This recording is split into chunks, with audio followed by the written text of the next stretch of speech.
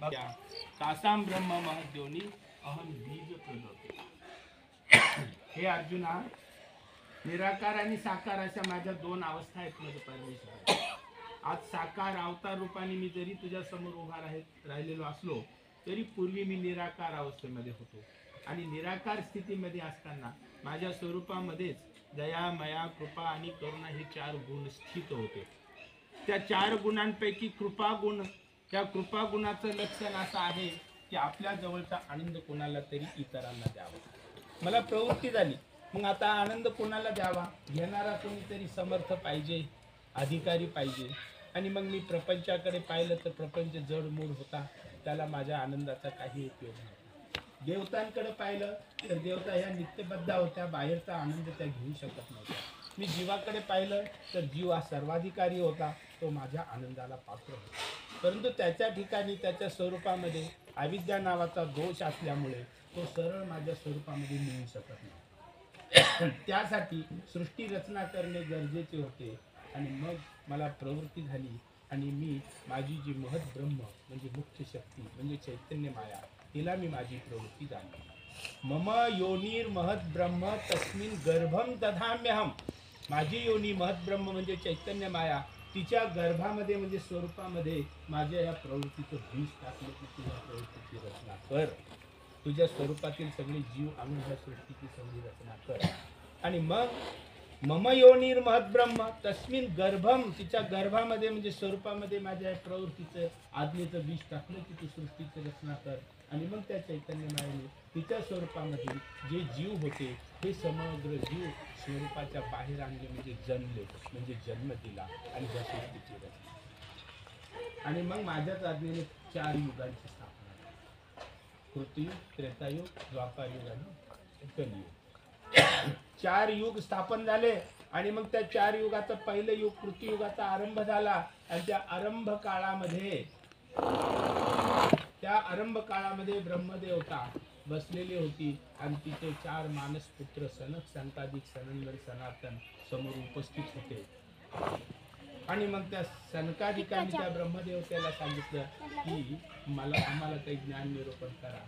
आणि मग त्या ब्रह्मदेवाने चतुराननाने 4 वेदांचं निरूपण केलं त्या संतांनी. आणि 4 वेदांचं निरूपण म्हणजे देवता शास्त्रांचं निरूपण. आमचे सर्वज्ञ श्री चक्रधर स्वामी सांगतात देवता त्रिगुणात्मक, आणि त्या त्रिगुण देवतेचं निरूपण करणारे वेद सुद्धा त्रिगुणात्मक. आणि ह्या वेदाचं ब्रह्मदेवाने निरूपण केलं आणि तिथं देवता धर्माची स्थापना केली. त्या देवता धर्माचं नाव सनातन धर्म म्हणजे सगळे देवतांचे धर्म. वेदामध्ये सगळे देवतांचे शास्त्र निरूपण केलेलं आहे. त्या देवता धर्माचं नाव होतं सनातन धर्म. आणि त्या सनातन धर्माचं आजचं नाव आहे हिंदू धर्म. आणि मग अशा पद्धतीनं ब्रह्मदेवतेने त्या हिंदू धर्माची स्थापना केली. आणि मग सनकादिक वेदाचं अध्ययन करीत असताना त्यांना 3 प्रश्न निर्माण झाले. पहिला प्रश्न, ह्या सृष्टीची निर्मिती कोणी केली? दुसरा प्रश्न, ह्या जीवाला बंधनातून सोडविणारा कोण आहे? तिसरा प्रश्न, ह्या जीवाला शाश्वत असा मोक्ष देणारा कोण आहे? शाश्वत असा मोक्ष देणारा कोण आहे? पण त्यांना प्रश्नाची उत्तरे मिळाली नाही. आणि मग त्यांनी ते प्रश्न त्या संताधिकांनी ब्रह्मदेवाला विचारले. कारण वेदामध्ये या प्रश्नांची उत्तरं नाहीत. त्यांना परमेश्वर कळालेला नाही. सृष्टीची रचना कोणी केली असं त्यांना माहिती नाही. जीवाला बंधनातून सोडविणारा कोण माहिती नाही. मोक्ष देणारा कोण माहिती नाही. वेदाला माहिती नाही, म्हणजे सनातन धर्माला माहिती नाही, म्हणजे हिंदू धर्माला माहिती नाही. आणि मग त्या ठिकाणी ते सनकादिक धावत आले ब्रह्मदेवाकडे, हात जोडून प्रार्थना केली, आम्हाला या प्रश्नाची उत्तर द्या. आणि ब्रह्मदेवाला प्रश्न सांगितले. प्रश्न ऐकल्याबरोबर ब्रह्मदेव सुद्धा कुंठित झाले. कुंठित झाले म्हणजे अगदी त्यांना काही सुचेना. आणि मग कारण त्यांना वेदाच्या पलीकडे माहिती नव्हतं. मग त्यांनी त्या निराकार परमेश्वराची प्रार्थना केली. आणि मग तिथे परमेश्वर आकाश मार्गे अंश रूप धारण करून त्या ठिकाणी अवतरित झाले. हा परमेश्वराचा परिणाम. हे सर्वज्ञ श्री चक्रधर स्वामींनी सांगितले. हे कृतयुगामध्ये हा हंस अवतार, हा परमेश्वराचा अवतार तिथे प्रगट झाला ब्रह्मविद्या सभेमध्ये. आणि त्यांनी ब्रह्मविद्या निरूपण केली. एक विद्या ते ब्रह्मविद्या, परमेश्वराची विद्या निरूपण केली. ती ब्रह्मविद्या निरूपण करून तिथं परमेश्वर धर्माची स्थापना. आणि उत्तर दिलं की मी समर्थ असा परमेश्वर माझ्याच आज्ञेने ह्या सृष्टीची रचना केली आहे. संसरण प्रकरण आहे तिथं. माझ्याच आज्ञेने ह्या सृष्टीची रचना झालेली आहे. नंबर पहिल्या प्रश्नाचं उत्तर मिळालं. मी जीवाला बंधनातून सोडविणारा आहे. सर्वज्ञ श्री चक्रधर स्वामी पैठणला म्हणले होते की हे जीवा अविद्येचा भेद करू झाले. या जीवाला बंधनातून सोडविणारा मीच परमेश्वर समर्थ आहे आणि शाश्वत असा मोक्ष देणारा मीच परमेश्वर आहे असं त्या ठिकाणी सांगितलं. ईश्वर धर्माची स्थापना केली. त्या ईश्वर धर्माचं नाव काय होतं? सत्य सनातन महात्म धर्म. पहिले कोणता धर्म होता? सनातन धर्म म्हणजे देवता धर्म. आणि त्या देवता धर्माच्या भूमीवरती कोणता झेंडा रोवला ईश्वर धर्माचा? सत्य सनातन महात्म धर्म. आणि त्या धर्माची तिथं स्थापना झाली ईश्वर धर्माची. आणि म्हणून त्याचा आपण आज जय जयकार. काय जय जयकार करतो? सत्य सनातन महात्म धर्माची जय. अशा पद्धतीने त्या ठिकाणी ईश्वर धर्म स्थापन झाला. आणि त्याच्यानंतर तो धर्म कृतयुगामध्ये पसरू लागला. हजारो अनंत जीव आले, त्यांनी ज्ञान प्राप्त केलं आणि त्या धर्माचा स्वीकार केला ईश्वर धर्माचा. त्या धर्मामध्ये दोन वर्ग निर्माण झाले, एक अनुसरती, एक ननुसरती. ईश्वराचं ज्ञान प्राप्त झाल्यावर दोन अनुयायी निर्माण झाले. कोणते? एक अनुसरणारे, एक ननुसरणारे. मग त्या श्री हंस प्रभूंच्या ज्ञानाचं ज्यांनी आचरण केलं ते उद्धरून गेले. वामो पेते तो पुनर्जन्म न विद्यते.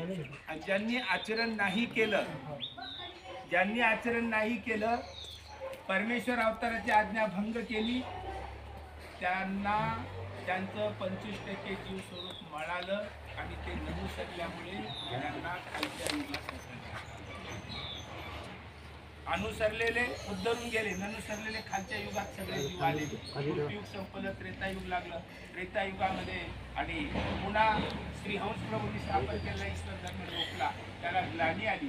भगवद्गीतेमध्ये सांगितलेलं आहे, यदा यदा हि धर्मस्य ग्लानिर्भवति भारत अभ्युत्थानम अधर्मस्य तदात्मानं सृजाम्यहम्. जेव्हा जेव्हा धर्माला ग्लानी येते तेव्हा तेव्हा मी अवतार घेतो. आणि त्रेतायुगामध्ये हंस प्रभूंनी स्थापन केलेला कृतयुगामधला जन्म त्याला ग्लानी आली, तो मळाला. आणि मग पुन्हा परमेश्वराने श्री दत्त रूपाने अवतार घेतला बद्रिकाश्रमाला. आणि तिथं यदुराजा आरळक म्हणजे अशा अनंत जीवांना ज्ञान निरूपण केलं. जे शास्त्र हंस अवतार तेच शास्त्र पुन्हा श्री दत्त प्रभूंनी निरूपण केलं आणि पुन्हा ईश्वर धर्माची पुन्हा त्रेतायुगामध्ये पुन्हा हा धर्म ईश्वर धर्म फोफावू लागला. अनंत जीवांनी याचा आश्रयाला आले, ज्ञानी झाले. त्याच्यामध्ये पुन्हा दोन वर्ग झाले, एक अनुसरणारा वर्ग, एक ननुसरणारा. अनुसरणारे गेले उद्धरून आणि ननुसरणाऱ्याचा अर्ध जीव स्वरूप मिळालं. पुन्हा त्यांना त्यांची अधोगती झाली, त्यांना खालच्या युगात लोटलं. खालचं युग कोणतं होतं? द्वापार युग. हे सगळे जीव द्वापार युगामध्ये जन्माला आले. तोपर्यंत पुन्हा ईश्वराचा धर्म लोपलेला. पुन्हा मग परमेश्वराने श्रीकृष्ण रूपाने अवतार घेतला आणि जे शास्त्र हंस अवताराने सांगितलं होतं, जे शास्त्र श्री दत्तप्रभूंनी सांगितलं, तेच ब्रह्मविद्याशास्त्र गीतेच्या रूपाने भगवान श्रीकृष्णाने अर्जुनाला निरूपण केलं आणि पुन्हा ईश्वर धर्माची स्थापना केली. आणि पुन्हा हा धर्म द्वापार युगामध्ये प्रसारित झाला. त्याच्यामध्ये पुन्हा दोन वर्ग निर्माण झाले, एक अनुसरणाऱ्याचा, एक ननुसरणाऱ्याचा. जे अनुसरणे पांडव प्रवृत्तीचे होते ते उद्धरून गेले, जे ननुसरणारे होते त्यांचं पूर्ण जीव स्वरूप मिळालं. आणि मग जे पूर्ण मळतात त्यांना पतित म्हणतात. काय म्हणतात? पतित म्हणजे काय? जे 100% दोषी असतात. कृतयुगामध्ये सनक सनकाधिकासारखे उच्च अधिकाराचे जीव होते. त्रेतायुगामध्ये त्यांच्यापेक्षा खालच्या पायरीचे यदुराजा, आरळक राजा, सहस्रार्जुन राजा असे जीव होते. द्वापार युगामध्ये त्यांच्याही खालच्या पायरीचे पांडव वगैरे होते. आणि मग हे सगळे जीव ज्यांनी परमेश्वर श्रीकृष्ण भगवंताची आज्ञा पेटाळली ते पूर्ण मळाले, ते पतित झाले. अगदी सगळे कलियुगामध्ये झाले. कलियुगामध्ये आले हे सगळे आपली गर्दी कलियुगामध्ये आली, बरं का. आणि या कलियुगामध्ये आल्यानंतर 12व शतक उघडलं आणि भगवान श्रीकृष्ण प्रभूंनी स्थापन केलेला ईश्वर धर्म लोकला. आणि परमेश्वराने पाहिलं की या युगामध्ये धर्माला ग्लानी आहे, मला आता अवतार घेतला पाहिजे. परंतु ह्या युगामधले जीव आहे ते पतित आहे. पतित म्हणजे 100% दोषी, म्हणजे दोषाचं असं कवच बनवलेलं आहे आणि त्या कवचाच्या आतमध्ये बसलेलं. असे हे पतित जीवांना ज्ञान निरूपण करून त्यांचा उद्धार करायचा आहे. म्हणून मला आता विशेष अशी सामुग्री प्रगतीत करून ह्या जीवांचा उद्धार कार्य करावा लागणार आहे. पतित पावन पतित उद्धारक अवतार घ्यावा लागणार आहे आणि ज्ञानचक्र आणि शक्तिचक्राचा विशेष प्रभावी उपयोग करून त्यांचं ते दोषाचं कवच फिरून त्याच्यामध्ये आतमध्ये बसलेल्यांना ज्ञान निरूपण करावं लागणार आहे. कारण पृथ्वीयुगामध्ये संकाधिकासारखे उच्च अधिकारी जे होते, एकदा ज्ञान सांगितलं की त्यांना प्रणवत असे. त्रेतायुगामध्ये 2 वेळेस सांगितलं तर सहस्रार्जुन राजा आदिराज लोकांना यदुराजांना प्रणवत होतं. द्वापार युगामध्ये पांडवासारखे भक्त होते, 3 वेळा सांगितले की ब्रह्मविद्या त्यांना समजत होती. पण या कलियुगामध्ये आयुष्यभर सांगितले तरी त्यांना समजत नाही. असे हे पतित जीव आहेत. त्या पतित पावन पतित उद्धारक जीवांचा उद्धार करणारा मला अवतार घ्यावा लागणार आहे. कृतयुगामध्ये आकाश मार्गे येऊन ज्ञान सांगितलं. त्रेतायुगामध्ये वाऱ्याच्या वेगाने फिरणारा अवतार घेतला.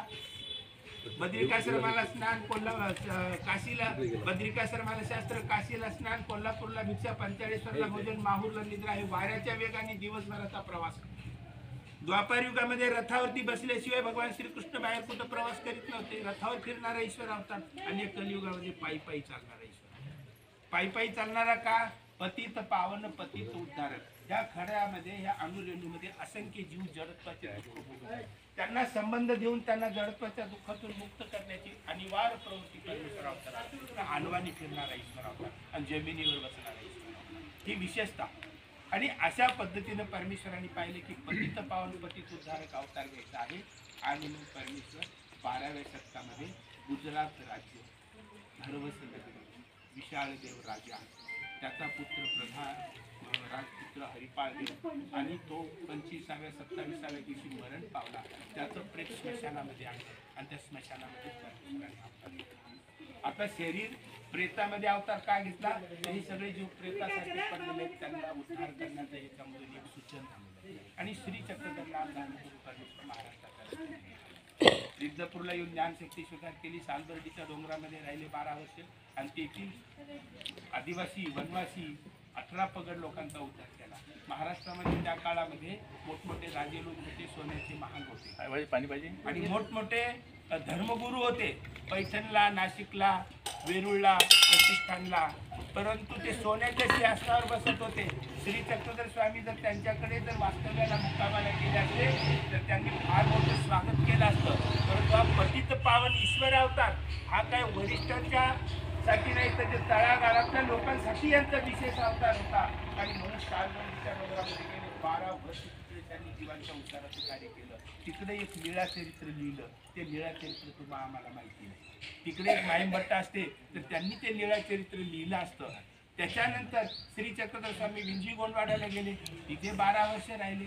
तिथून ओरंगळला गेले आणि ओरंगळवरून महाराष्ट्रामध्ये आले आणि महाराष्ट्रामध्ये पायी पायी गावोगावी परिभ्रमण करत करत करत करत या जीवांचा उद्धार करीत करीत फिरले.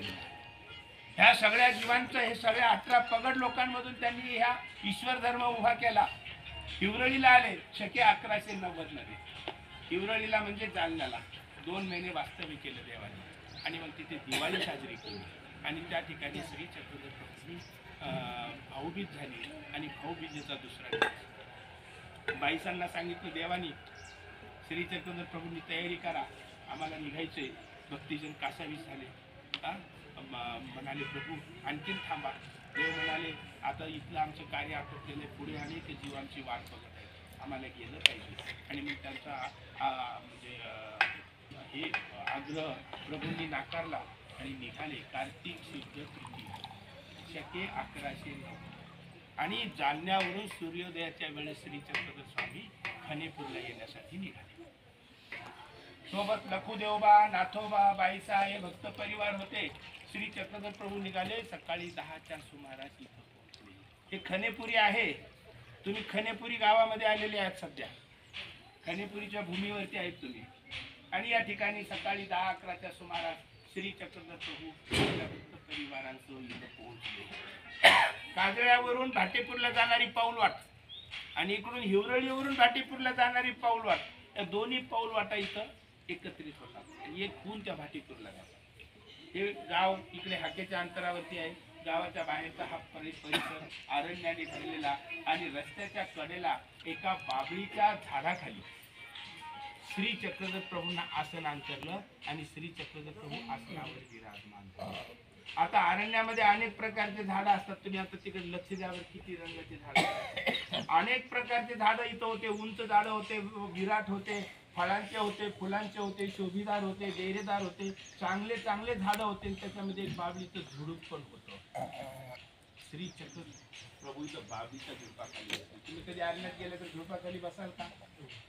चांगल्या झाडाखाली बसाल ना. बाबलीचं झुडूप, त्याला रंग नाही, रूप नाही, फळ नाही, फुल नाही. हा पतित पावन जो दुःखी आहे, जो त्रस्त आहे, जो कासावीस झालेला आहे, जो अशा पद्धतीने हा जीव दुःखाला प्राप्त झाले, त्याचा उद्धार करण्याचा ह्या परमेश्वर अवताराने कणव स्वीकारलेली. अत्यंत कणवेचा हा ईश्वर अवतार बाबलीच्या झाडाखाली बसला आणि संदेश दिला की जे रंजलेले गांजलेले आहेत, जे दुःखीस्त आहेत, त्यांचा उद्धार करण्याची आम्हाला अनिवार्य प्रवृत्ती आहे, त्यांना प्राधान्य आहे. बाबलीच्या झाडाखाली देव बसले. भिक्षेची वेळ झालेली होती. आता तुम्ही जिथं स्थान केलं ना, वंदन केलं, तिथं बाबलीचं झाड होतं. इथं देव बसले आणि भक्तीजनांनी झोळ्या घेतल्या. नाथोबा बाईसांनी गावात भिक्षेला गेले, झोळ्या घेऊन भिक्षा घेऊन आले. ते देवाला झोळी दृष्टीपूत केली आणि देवाच्या समोर भक्तीजन करून बसले आणि ते निरूपण केलं. अत्यंत उच्च प्रतीचं निरूपण आहे. त्या निरूपणामध्ये सर्वज्ञ श्री चक्रधर स्वामीचा अवतार कार्याचा हेतू आणि अर्थ प्रकट केलेला आहे. परंतु इथं 200 वर्ष साधूच नव्हते कोणी मध्यंतरी, त्यामुळे या लीळेचा प्रसारच झाला. कारण आपल्या परमार्गामध्ये असे एक पद्धती आहे, ज्याच्याजवळ जे आहे त्याचाच प्रसार होतो.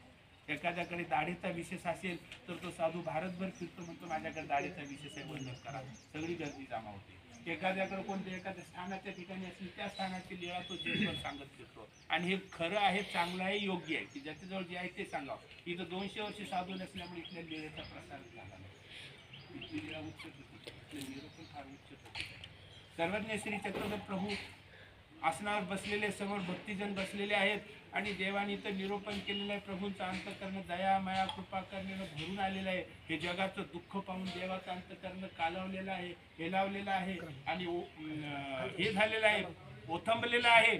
आणि श्री चक्रधर प्रभू भक्तिजनाला म्हणतात, लखुदेवबा नावाचे भक्त समोर बसलेले होते, त्यांना उद्देशून देव म्हणतात, पुण्य महात्मे हो, हा अवघा जणू ठकला ठेला असे, कवनी यांचे ठक फेडिता नाही, तू का ठकलाशी ऐसे कवनी म्हणते नाही. स्वामी श्री चक्रधर प्रभू म्हणतात, हा सगळा समाज ठकवल्या गेलाय, फसवल्या गेलेला आहे. त्यांना चुकीचा रस्ता दाखवला गेलेला आहे, त्यांना दुःखाचा रस्ता दाखवला गेलेला आहे. आणि हे करणारे कोण आहे, ठकवणारे कोण आहेत? त्या काळातले धर्मगुरू, त्या काळातले धर्मगुरू यांच्यावर जबाबदारी समाजाला मार्गदर्शन करण्याची. पण ते समाजाला काय सांगत होते? समाजाला सांगत होते, तुम्ही देवी देवतेंची भक्ती करा, शूद्र देवतेंची भक्ती करा, समाधीची भक्ती करा, नदीमध्ये डुबकी मारा आणि तुम्ही 2 पायाचे बळी द्या, 4 पायाचे बळी द्या आणि म्हणजे तुमचं भलं होईल.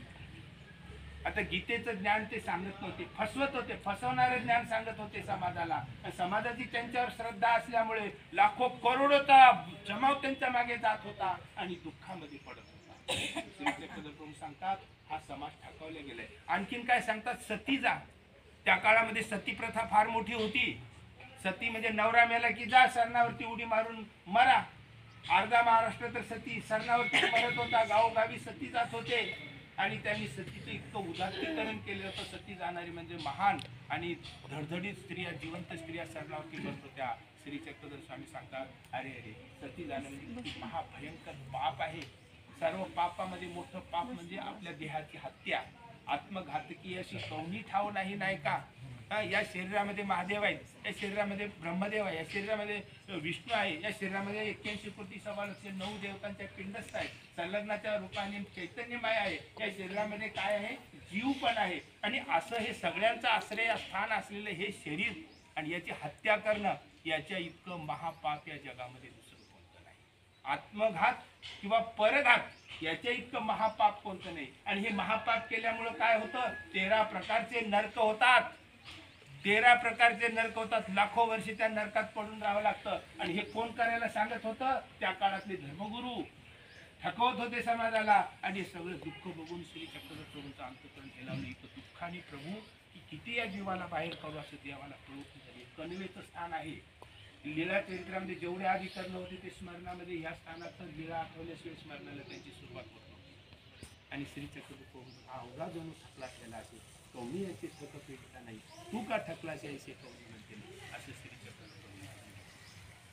आणि निरोप चालू होतं. आणि त्या काळामध्ये एक भारद्वाज नावाचा त्यांनी पाहिलं की बाबलीच्या झाडाखाली ईश्वर तरी कोण बसलेले, प्रभूंची ती वेद शक्ती आणि तो देवाकडे वेधला आणि देवाच्या जवळ येऊन बाबूच्या रूपावर बसला आणि देवाचं दर्शन. देवाच्या दर्शनामध्ये तो निमग्न झाला, देहभान हरपून गेला. तो वेळ झालेला होता. बाईसांनी उपहार काढला, देवाची आरोग्य झाली, गुरुळा विहार झाला, उरलेला प्रसाद भक्तीजनांनी वाटून प्रसादातून भोजन केलं. आणि मग बराच वेळ झाला होता, सूर्य माथ्यावर आलेला होता. देव थांबले थोडा वेळ आणि देव त्या जीवाच्या उद्धाराच्या कार्य प्रभू निघाले आणि भक्तीजनी देवाच्या मागोमाग चालू लागले. आता तो भारद्वाज पक्षी देवाचा होऊन गेलेला होता. आता त्यांनी त्याचं घरटं झाड तिथलं जो निवासस्थान सगळं सोडून तोही देवाच्या सोबत. वेद शक्तीचे हे कार्य. वेद कशाला म्हणतात? जो सर्वस्व त्याहून देवाच्याच आधीन होतो त्याला वेद म्हणतात. आणि तो निघाला आणि मग झोपावर उडाला. देव ज्या रस्त्याने निघाले त्या रस्त्यामध्ये समोर मध्यभागी येऊन बसला आणि देवाचं दर्शन घेऊ लागला.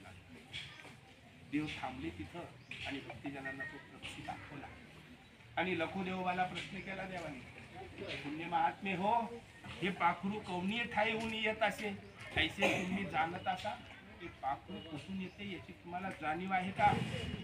भक्तिजन लखुदेवा चकित झाले, कारण देवाला माहिती नाही असं नाही, ते सर्वज्ञ आहेत. पण आता कुठलं रहस्य देवाला निरूपण करायचं आणि कुठले रहस्यात्मक तत्व निरूपण करायचं असेल तर त्याची सुरुवात प्रश्नाने केली पाहिजे, म्हणजे समोरच्या हृदयामध्ये ते बसतं. म्हणून देवाने प्रश्न केला होता. लखुदेवा म्हणाली, जी ज्या बाबलीखाली आपण बसलो होतो आणि मग देव भक्तिजनाला सांगायला लागले की हा पक्षी आमच्याकडे येतो. आम्ही एवढी वेदशक्ती केली, धारण केली. माणूस तरी माणूस, पाखिरवे तरी पाखिरवे, गोरुवे तरी गोरुवे, याते देखती आणि पाठी येऊची. माणसं असो, पशु असो, पक्षी असो, आमचं दर्शन झाल्याबरोबर ते आमच्याकडे वेधतात आणि आपलं सर्वस्व सोडून ते सोबत निघतात. पहा म्हणे की पक्षी पण आमच्याकडे. सगळे भक्तिजन त्या पक्षाकडे बघत होते. माणूस विचार करणारा प्राणी आहे, त्यांना आश्चर्य वाटत होतं की हा पक्षी आहे, खालच्या योनीमध्ये गेलेला आहे आणि एवढं याला परमेश्वराचं महत्व समजलं कसं? माणसाला चार गोष्टी ज्ञानाच्या सांगून ईश्वराचं महत्व पटवून देता येईल, ठीक आहे, त्याला बुद्धी आहे तो समजून घेईल, परंतु ह्या पक्षाला एवढी बुद्धी नसताना हा देवाकडे वेधलाच कसा? आश्चर्याने बघू लागले आणि तुलना करू लागले. ज्यावेळेस आपण तीर्थयात्रेला जातो ना, नुसतं स्थानवंदन नसतं, तिथं सगळ्या वस्तू आपल्यावर परिणाम करत असतात. आपल्यापेक्षा जास्त स्मरण करणारे तिथं तीर्थस्थानाच्या ठिकाणी कोणी दिसतात आपल्याला, आपल्यापेक्षा जास्त दानधर्म करणारे दिसतात, आपल्यापेक्षा जास्त योग्यतेचे पुरुष दिसतात आणि ते बघून आपण म्हणतो आपण तर काहीच नाही, आपल्यापेक्षा कितीतरी जगामध्ये आहेत. मग अशी तुलना झाली की मग माणसाला वाटतं मग आपल्याला पण जास्त त्यांच्यासारखं बनायचं आहे. म्हणून तीर्थयात्रा असतात. काहीतरी एक स्थान धरून बसले तुम्ही आणि एका ठिकाणी बसले तरी ईश्वर मिळणार आहे तुम्हाला. एक झाड धरून बसले, एक स्थान धरून बसले, स्मरण करायला लागले तरी ईश्वर मिळणार आहे. गावोगावी फिरायचं कशाला? तर साधू संतांचं, आपल्या उपदेशी लोकांचं दर्शन बी घेतं, चतुर्वी साधनाचं दर्शन घेतलं, त्यांच्या ठिकाणची योग्यता, त्यांच्या ठिकाणचे समर्पण, त्यांच्या ठिकाणची भक्ती, त्यांच्या ठिकाणचं त्याग बघितल्यानंतर आपल्याला सुद्धा प्रेरणा होत असते. त्या भक्तिजनांना वाटायला लागलं हा पक्षी आणि निघाले देवाच्या सोबत. आपण जर देवाच्या जवळ आलो, 2 दिवस थांबलो, 2 तास थांबलो तर आपल्याला वाटतं खूप देवधर्म झाला, आता चला आपल्या घरटाकडे असावे आपले घरकुल छान होईल. लोकांना अशी ओढ लागते, ते धिक्कारायला लागले स्वतः. भक्तीचं लक्षण आहे समोरच्याचा गौरव करणे, स्वतःचा धिक्कार करणे. खरोखरच धन्य आहे तो पक्षी, असे विचार त्या भक्तिजनांच्या मनात येत असतील. ते कौतुकाने बघत होते. पक्षी देवाकडे बघत होता आणि नंतर देव त्या पक्षाला म्हणाले, महात्मे हो, आता तुम्ही जा. जा म्हणजे दूर लोटण्याचा भाव नव्हता. परमेश्वर अवतार, दयाळू, मायाळू, कृपाळू, करुणाळू, अनंत जन्माची माता. मातेला वाटत असतं की आपल्या बालकाला कणभरही दुःख होऊ नये, हीच सतत तिच्या हृदयामध्ये भावना असते. श्री चक्रधर प्रभूंना वाटलं हा पक्षी आहे, हा वनात राहणार आहे, आता हा आपल्यासोबत भक्तिजनामध्ये मिसळून राहू लागला तर याला उपद्रव होण्याची शक्यता आहे. आणि हे उपद्रव होऊ नये म्हणून प्रभू म्हणतात, महात्मे हो, आता तुम्ही जा, तुम्ही जिथं असाल तिथून तुम्ही आमचं स्मरण करा. आणि त्या भारतात पक्षाने देवासोबत पाहिलं, एक प्रदक्षिणा घातली आणि तो निघून गेला अज्ञातस्थळी. तिकडे पुढे चालून त्याचा उद्धार झाला, कारण तो वाया जाणारा जीव नव्हता. आणि त्या दिवशी नंतर मग देव श्री चक्रधर प्रभू वाटेकडे गेले, तिथे मुक्कामी थांबले, तेथील जीवांचा उद्धार केला. तिथून गाडेसावर गावला गेले, तिथून करडगावला गेले, तिथून ढाकेपाळला गेले, आहेरबनला गेले, बाणिकदानला गेले, रामसगावला गेले आणि त्या मार्गे 45 प्रदेशामध्ये तिकडच्या जीवांचा उद्धार करण्यासाठी. तर अशी ही लीळा आहे. आता दोनच मुद्दे सांगतो मी. तीर्थस्थान वंदन करायला आले किंवा अन्नदान करायला आल्यावर पापही लागतं, पुण्यही लागतं. हे महत्वाचा मुद्दा तुम्हाला माहिती पाहिजे. पाप कसं लागतं? स्थान वंदन करायला आले, तुम्ही गाडीतून खाली उतरले, ह्या पवित्र भूमीला तुमचे पाय लागले आणि येत आले मंदिराजवळ आणि मंदिराच्या पायऱ्यावरती तुम्ही पाय ठेवत ठेवत आतमध्ये गेले. आतमध्ये गाभाऱ्यामध्ये तुम्ही फिरले, त्या गाभाऱ्याला तुमची लात लागली, पायऱ्याला लात लागली आणि मग तुम्ही स्थान बदलले. स्थान वंदनाचं तुम्हाला गुण केला, परंतु त्याच्या आधी तुम्ही लाता मारत मारत पाय लावत लावत जे गेले, त्यामुळे तुम्हाला बरोबर आहे का नाही? एखाद्याने नाही लावत, का नाही लावत? कारण ते पवित्र झालेले आहे. त्या आसनावर बसून साधूंनी स्मरण केले, पारायण केले, ज्ञान निरूपण केले, चिंतन केले, ते सर्व सात्विक त्या आसनामध्ये गेलेली आहे. त्याला पाय लागले की तुम्ही लगेच 2 दंड घालून बसो. ऐकणे आपली परंपरा. मग या मंदिराला पाय लागला, पायला म्हणजे सगळ्या मंदिराला पाय लागला आणि स्मरण करून मंदिर दिले. एक प्रकाराकडे गेलो आणि बॅगा भरून आणल्या आणि त्याच्यामध्ये मंदिर बांधले. नाही, माझ्या गुरुंनी सांगितलं, नामस्मरण जो करेल, जो नामस्मरणाचा कष्ट करेल, त्यातच एक दंड इथं लावायचा आणि त्यांना स्मरण करायला प्रेरित करण्याचे कष्ट तुला घ्यायचे. अशा पद्धतीनं 12 वर्षाच्या 108 कोटी स्मरणामधून हे मंदिर उभं आहे. इथं आले होते, आम्ही मंदिर 50 लाख रुपये देतो, पण माझ्या गुरुंनी सांगितलं तसं नाही करायचं, 12 वर्ष स्मरण. मग ह्या मंदिराला पाय लागला, त्याच्यामुळं काय झालं? दोष लागला. 99% स्थानवंदनाचं गुण तर लागलं, 1% दोष लागला. स्वीकारावंच लागेल. म्हणजे स्थानवंदन करायला दोष लागतो. त्या 1% दोष नासून 100% पुण्यपदरात पडावं गोमट, याच्यासाठी आपल्या पूर्वजांनी विधी सांगितलेला आहे की स्थानवंदन करायला गेले की स्थान दर्शन करून बाहेर आल्यानंतर तिथली पूर्ण लीळा उच्चारायची किंवा चिंतन करायची आणि 5 दंडोत घालायचे. म्हणजे 1% दोष तुमचा नासून गेला आणि 100%. अन्नदान करायला गेल्यावर सुद्धा तुम्हाला पाप पण लागतं आणि पुण्य पण लागतं. तुम्ही अन्नदानाचं इथून सांगितलं बाबांना, बाबा आम्हाला तुमच्या आश्रमाला पंगत करायची, 50 लोक आहेत, ठीक आहे स्वयंपाक करा, आम्हाला पंगत करायची. बाबा लगेच आश्रमात तयारी करतात. सकाळी 7 वाजल्यापासून व्यापार वगैरे सुरुवात होतो, अग्नी पेटवला जातो आणि अग्नी पेटवून स्वयंपाक तयार होतो 12 वाजता. मग ते अग्नी पेटवला, त्या अग्नीमध्ये जीवजंतूची हिंसा झाली. त्या हिंसेचा दोष कुणावरती? सेवा करणाऱ्यावरती का पंगत करणाऱ्यावरती? पंगत करणार. निमित्त कोण आहे? तुम्ही पंगत सांगितली म्हणून त्यांनी चूल पेटवली. मग तुम्हाला 99% अन्नदानाचं पुण्य आणि 1% दोष. मग ह्या दोषातून निस्तारण्यासाठी आमच्या पूर्वजांनी सांगितले ज्ञान दिले. तुम्ही पंगत बसण्याच्या आधी साधू संत आधीकडनं मुख्य आसनावर बसतात आणि तुम्ही त्यांना गंध लावता, तिलक लावता, पुष्पहार घालता, आरतीनं उभारता, दूध दाखवता, 5 साष्टांग दंड संकल्प सोडता, द्रव्यदान करता. हा एवढा जो विधी होतो, त्या विधीमधून ते तिकडचं हिंसा दोष शून्य होऊन जातो आणि 100% बरोबर आहे ना. आता तुम्ही स्थान वंदनाची लीळा, तर मी लीळा मोठ्याने म्हणतो, तुम्ही मागे म्हणा आणि 5 साष्टांग दंड. आणि हा नियम 16.5 स्थानापर्यंत तुम्हाला पाळता येईल. म्हणजे इथला नियम म्हणजे सगळीकडचा नियम आहे. इथं लीळा आहे बघा. मग गोसावी विजेच्या दिशी विजय केले, खवनापुरिये वायव्ये कांतिये तळी आसन, बाईशे आणि नाथोबा भिक्षे खवनापुरिये गेली, गोसावी जवळी लखू देवबा होते, दोघे भिक्षा भिक्षा करुणी आली डोळिया दृष्टीपूत केलिया सर्वज्ञे म्हणितले पुण्य महात्मे हो अवघा जणू थकला ठेलासे कवनीयांचे थक फेडिता नाही तुका थकलासी ऐसे कवनी म्हणते नाही जी जी म्हणोनी उगेची होते मग ते थोनी गोसावी जे केले भारद्वाज कांटियेवरी बैसला होता तथा मार्गी बैसला होता मग गोसावी जे केले आणि उडोणी मागुता मार्गी बैसला सर्वज्ञे म्हणितले पुण्य महात्मे हो ही पाखिरू कवनीये ठाईचे ऐसे जाना जी कांटियेचे सर्वज्ञे म्हणितले मानुषे तरी मानुषे गोरुवा तरी गोरुवा पाखिरवा तरी पाखिरवा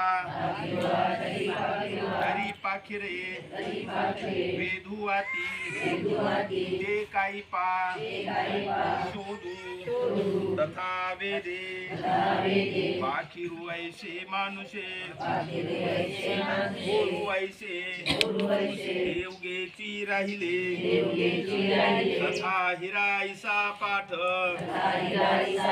हे पाखरू गवनी ठाईहुनी येतासे ऐसे तुम्ही जाणतासा कांटिये तळी गोसावियासी आसन होते तेथोनी येतासे पाखिरुवे तरी गुरुवे तरी मानुषे तरी याते देखती आणि पाठी ओची लागती हे काही पा या उपरी ते उगेची होते सर्वज्ञ श्री चक्रधर स्वामी